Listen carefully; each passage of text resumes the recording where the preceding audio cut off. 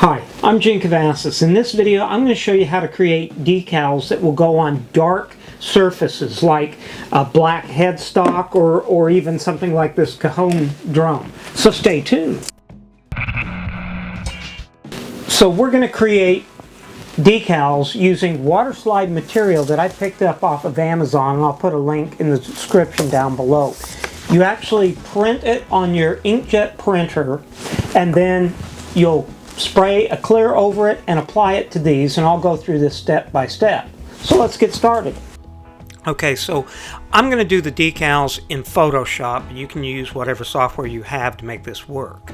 You want to reverse out your logo or your imaging to where your lettering is the light color and your background becomes the dark color. Now I kind of grunged this logo up, and I'm going to add a Les Paul logo, and I'm also going to reverse that one out as well. So I even added some color to that. Now, using the inkjet waterslide paper, this is a white background.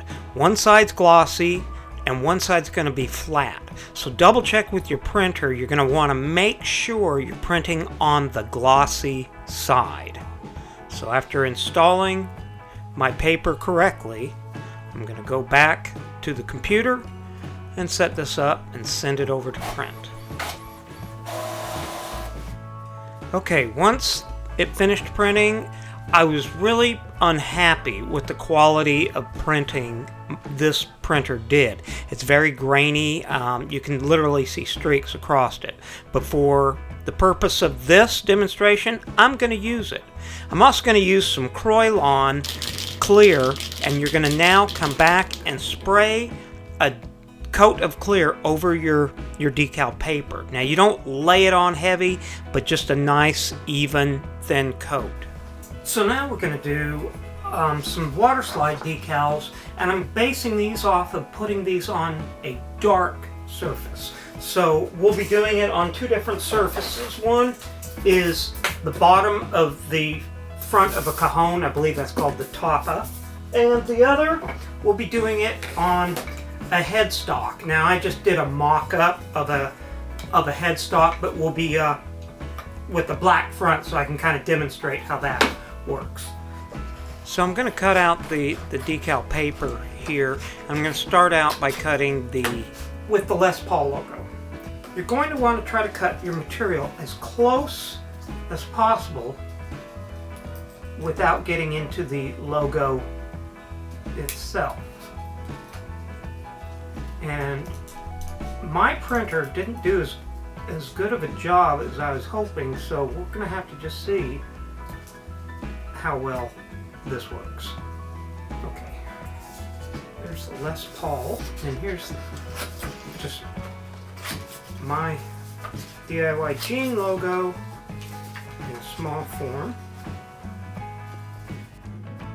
Okay, now you're going to take a bowl or a pan, and you're going to add in just room temperature, tepid temperature water.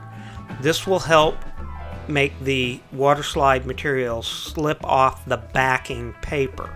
So you're going to set your logo down in the water. Of course, it naturally wants to curl up, and according to the instructions, it takes about 30 seconds to get to where it starts to come off the backing paper.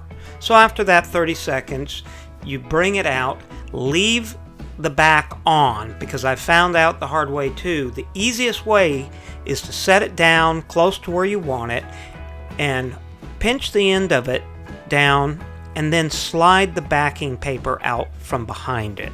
This helps to keep it in place, and then you can adjust it around till you need it.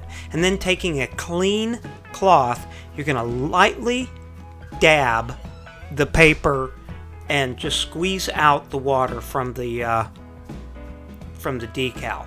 Take your time, because it's going to want to move and wrinkle, but just work it slowly and push the water and the bubbles out. I'm going to do the same approach again with putting a decal up on the top. After giving a look at this, I think this is going to work pretty well.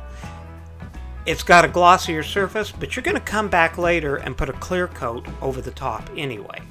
So now, doing the same concept, I'm going to bring the material out, set it down on the headstock, and then carefully slide the backing paper out from under it. It's slick, it's easy to slide out. So now you can adjust where you want that to sit, and then once again, taking your rag, softly daub the water off and press the water out that's underneath it. And now I can set this aside and let it dry for a while. I'm going to go ahead and cut out this. This is going to go on the face of the cajon, and on this one I'm going to keep it tight as well. Now you can take your time and you can get even tighter or closer on these. Probably the closer you get it, the better off you're going to be with these. But for the sake of just demonstration, I'm going to keep it fairly simple. Is to do each of these separately. Okay, now I'm going to prepare this board and I'm going to install the decal down here at the bottom over to this side. So, bringing on the water slide, I'll do the same style approach where I line it up and carefully slide that paper out from underneath it. Carefully daubing it off and getting the water out from under it with the rag. And I'll pull that DIY jean decal out of the water and I'll pull that out. Like that. And I can just kind of, the best way I can see. Okay, that's not too bad. I think I'm going to be good on that one.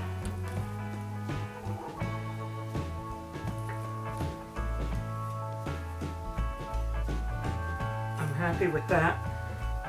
And I don't think I want to mess with that any further.